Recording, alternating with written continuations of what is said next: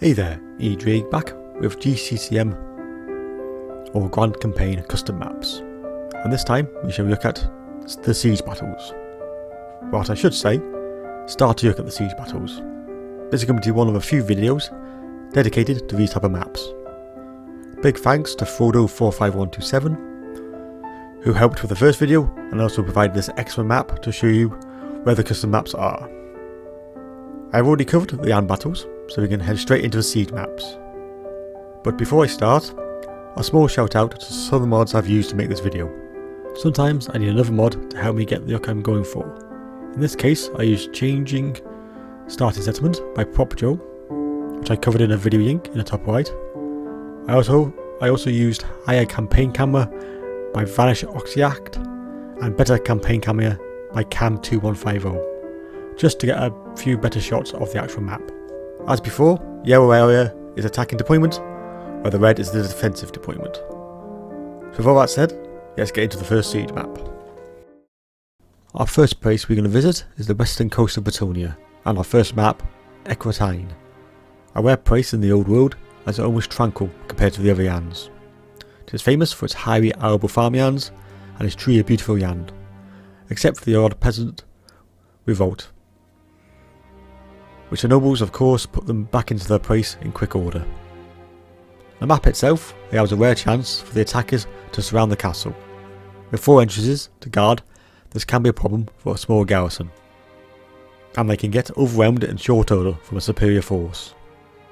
With each of the entrances can be manned by missile units, it might be an idea to use a narrow streets to do some classic hit and run tactics. The actual capture point is on the highest place, and gives the defender a great place to fall back to.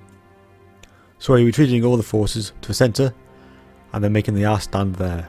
The attackers need to have enough troops en masse for a 3-pronged attack, and try to force the enemy into a decision of which gate they're going to defend most. Hopefully this will stretch the forces thin across the walls and allow you grind them down and break through one of these gates. If you're lucky, you may be able to catch a flank opportunity when the roads meet in the centre.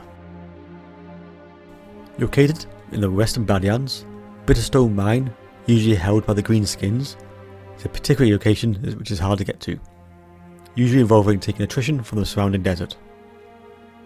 Naturally, a mine gives you ample chance to get more money for your army, so it's up to you if it's worth the risk. The actual map is a 3-entrance settlement this time, with a small set of ramparts guarding each entrance. It is much wider inside, giving more freedom for units to pull off the large attacks, and a couple of choke points allowing you to funnel the enemy and make the occasional flanking attack. As the attackers gain a foothold, then defenders can move up to the high ground and to the highest point, being the capture point, allowing the defenders to position missile units at each level and rain down on the enemy, making them fight for every inch of ground. Attackers need to be quick, and a flying unit would really help to disrupt any missile units on high ground. If you're on foot though, this is going to be a long slog, and the enemy can usually make it very costly to fight and win. So expect the losses, especially if the defence is stubborn. Back in the Badonian lands now, and the coastal port of Bordeaux, famed for being one of the largest exporters of wine in the entire kingdom. So the land is filled with farms and vineyards. With the Archport, it has a long tradition of seafaring, and has connections to all the other large ports in the area. This is one of the most beautiful siege maps you ever see, even if you take into account the maps created by CA. 2 entrances make this easier place to defend, with huge roads meaning the Badonian cavalry can thrive in a siege. This being quite a rare thing in a siege, as usually the roads are quite cramped.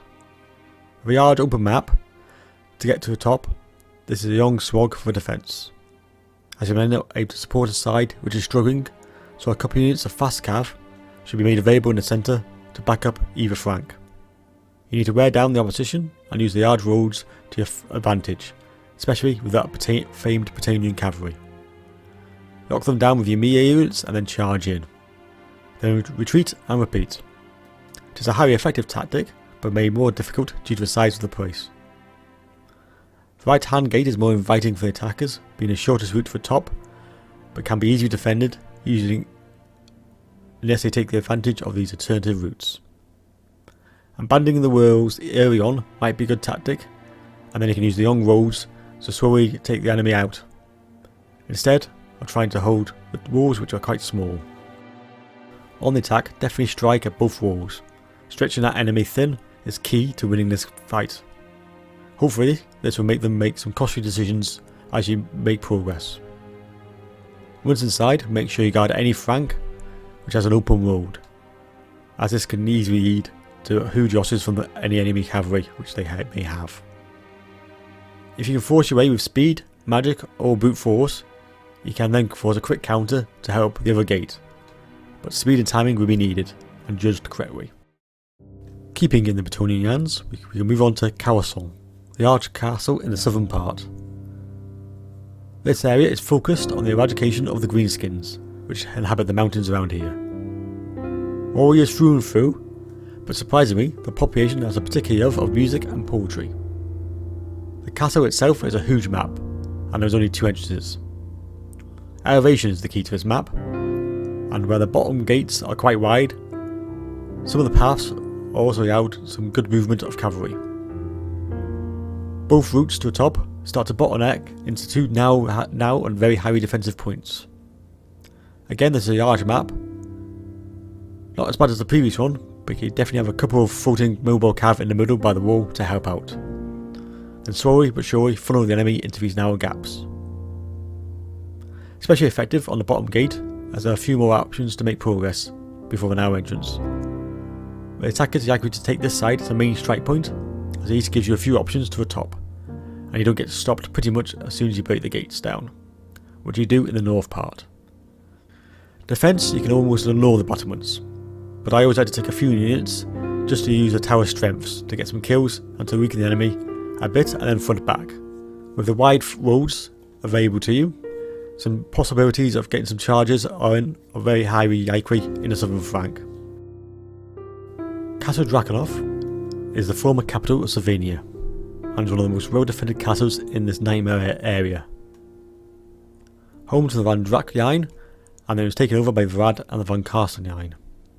A huge dark fortress, and it's not for the faint of heart to attack, as the only thing you will find here is death. 3 entrances to the castle, none of them appearing for a would-be attacker. One other entrance is now, but has yes battlements, but can then be a grueling affair. The middle entrance is a funnel into a nice choke point, and is a wipe for you if the vampires decide to use their amazing magic against you. The southern gate is quite tight, and of course this leaves you quite vulnerable, as you're very much on your own on this side, as you might not be able to swing around with any army from the top, as it is quite at a distance. Defensively though, this is quite a nice spot, and you should man the walls with everything you have, for once the opposition are in your gates, there is quite a land to cover. Also, there's not many clogging up channels or choke points on this map, and the enemy can go around you to cause quite a lot of damage, so be aware. Set in the Western Badlands, this is a rare place where you find timber, and this is one of the old dwarf holds, and maybe one of the furthest south you will find. So it's a difficult hold to recover for dwarves, as the greenskins are plentiful down here. This is a more straightforward map, as laid out much like a standard siege map, but has quite a large area inside the walls. So defending the walls with everything you have is a must, to weaken the enemy with the numerous siege towers available. It is a long straight wall, so many troops will be needed if the attackers decide to spread out over the entire length. This is my own personal preference, as you should attack as many places of this wall as you can. When inside, you have a lot of anti-maneuver troops, as there's only the odd choke point here and there, and they can be easily avoided by a canny enemy. Some cav units always help in these large areas, and also this particular map has been graphically updated when the greenskins have it. If you charge the centre from multiple directions, this is a rare map and it allows you to actually get behind the defenders, so take advantage of that fact. Unless, of course, they turtle up in the corner. Down to the south hands now, with the Aya Panther map. Home to some fine gemstones. It's worth taking a look at when you're down this area. And if you can capture this entire mountain range, the nearby Matak Cemetery has iron as well. Of course, the Tomb Kings are close in this area and can be a struggle to get yourself down, but trade possibilities are interesting. Tucked into the side of a mountain, this is a nasty place to attack. The 2 gates both go into narrow choke points, and they really don't open up even after that. It's a hard place to siege, and if defended well, can be a horrible one to win, and expect huge losses. Defensively, it's a dream to defend these narrow choke points, allowing devastating fire possible, and then you can just fall back to the next choke point. On the west side, there's a few more paths, and a small path behind them can be exploited if not careful, but this is the only place you need to be aware of really. Set in the centre of Austria, this is the usual domain of the Savage Orc tribe, and is a settlement of 4 in its prevalence. It's not rich in trade resources, but it is a barrier to the south of the Austria, and can be a useful defensive hold. An interesting map, as the gates are either side and not in the front, but if you have artillery, or with that interesting mod which allows yards you to attack, this place can be a bit more challenging to defend than first glance. Of course, you can always use siege towers to try to advance onto the front wall. If you do have the artillery advantage, try to get as many holes in the front wall as possible, and then pick at least one other gate to attack as well, just to force the defence into decisions. Once inside, the defence gets a bit more interesting, as there are a few places to choke up, and a very handy raised platform in the middle, perfect for a defensive battery or 2. With the capture point at the back, providing a nice anchor point to fall back to, but it is reasonably open, so you're going to need a few more troops to hold. Off to the mighty Jans of Kislev now, a place where you need a strong capital, and here is Fort Ostrich, to help hold the northern tip. It is very close to the Norscan Jans, and of course the dwarf strongholds are in this area. This map may be familiar to people who have seen my first video in this series. There are 2 maps already created outside of this wall, so now we have a siege map itself. With 3 gates to defend, but a young wall to help you defend it. It's not a bad place to be. Inside there's only a short hop to the capture point, so it does mean holding the walls is very important.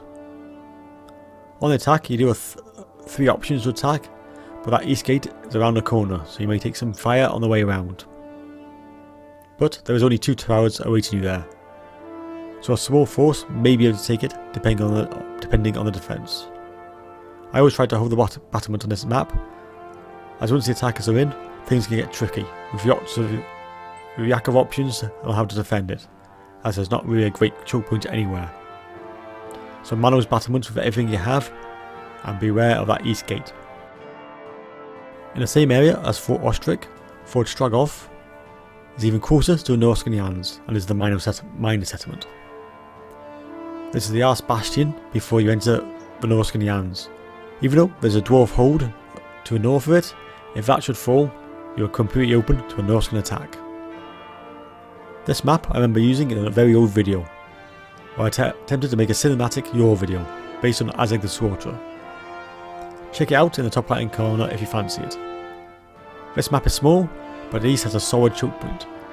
You can man the walls with your troops to hurt the enemy, and then retreat up to the high capture point, using infantry to block the way. It is a straightforward map to defend, but can have an epic battle here. On attack, put everything you can at multiple points on the wall, and then try to take that down as fast as possible. Once you're in, it's just a grind all the way up the hill. There's no finesse here, just raw power and brute strength to win the day. Down in the South Jans, right at the bottom of the map, is where you find the Granite Massif, the minor settlement of the Charnel Valley, which is a key route of the World End Bastions. Crown wars usually start at the capital of Carolingia, but let's go to the map of the Granite Massif. And now a map yet with choke points, and a very handy wall which you cannot attack directly, over that magnificent lava. Perfect for some missile units to have free reign across the front entrance and even when they're inside. Just make sure they have a retreat if needed. When the enemy get in, as they will, as the walls are not hugely defensible. They face choke points at every turn, with the east gate providing the east of these. The west gate has numerous paths, but so many choke points it is a slog to get your army through here.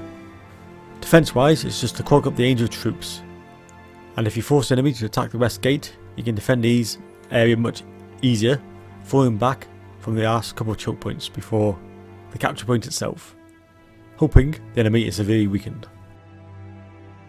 In the southern Green Mountains you'll find a settlement, and it's part of a 3-settlement province, which spans quite a long area. Helping each holdout is a challenge, to say the least, and Grimhold is bordering the southern part of the Empire, and is only a dwarven tunnel away from the Wood Elves. Another map which has 2 versions, the Dwarfs and the Greenskins, which I will show in the background. This is an interesting map, as there's only 2 towers on the walls, but a large area above to post missile units. So defending a long list of missile units in your army is a must. Defending these walls is tricky, and maybe not too much worth. There is good killing fields behind them, and you can tunnel the enemy into 2 choke points, and still allow the units on the central battlement free rein to shoot down. Attacking for once the walls is not a huge issue, as you won't take as much damage as you would normally. It is really down to the choice of your infantry. Make sure you've got good strong melee infantry to make a dent and make steady progress as you fight towards the centre. Another army attacking the other gate is handy, and where it is tempting to go for one small army, that can easily stretch the defence a bit. But there's not much difference distance wise to cover, and they can be organised easily. Personally, if you take the centre battlement, life is a lot easier, so if you've got a fry unit or 2, this would make a lot of sense to wipe it out with powerful magic. Our journey up north now to the Dark Elves lands and Nagwife, and the settlement Holtek's Column. Holtek was a high priest of Val before he was corrupted by the Dark Elves and decided to start making magical items for them instead. This amazing looking map is just about one of the worst to attack in this batch of maps. Where there's 3 ways to attack and no towers to speak of, it is a maze of narrow pathways. Meaning if the enemy is clever, they can store in advance for a while and push units around to get a sneaky attack in. Something the Dark Elves do very well. You can take a lot of losses on this map, so make sure you have a lot of numbers to back up your attack. The defence is pretty much what you'd expect. Pop a few units of archers on the first line of defence, then drop them back immediately and set up a new line, and then run the enemy into a nice shield wall. And repeat, it's a lot of fun to defend, as it is horrible to attack, and even artillery will struggle at the amount of line sight blockers on this map, making them very tough to use effectively. Located just to the other side of the mountains where the Iron Panther map is, the Theatre Oasis is home to some Yzermen. Where we don't get the nice trade goods in this area, this does provide a nice starting point to push on to the eastern part of the Southlands. This is another great map and a great eye of design for the Yzermen. With the 2 entrances and a quite distance for the attackers to cover means you can get a lot of free kills from manning the walls. A 2-pronged attack is always advisable, as when you get into a settlement there is numerous routes around with the danger of choke points. It's not the easiest to defend, as there are many paths you have to try to block up with your troops. Our turtle build on the capture point is an idea, but that even leaves you open from numerous points of attack. And yes, of course, you got the numbers to hold this area. This is a very tough settlement to defend. Lastly, we have Carag Dromar, at the junction to the Black Mountains and the Road Edge Mountains. The Carag known for its fine ale and trading a lot with the Empire as they pass through. An interesting small settlement, as there's no towers at all. So those 3 kills which you can usually find when manning the walls are not there.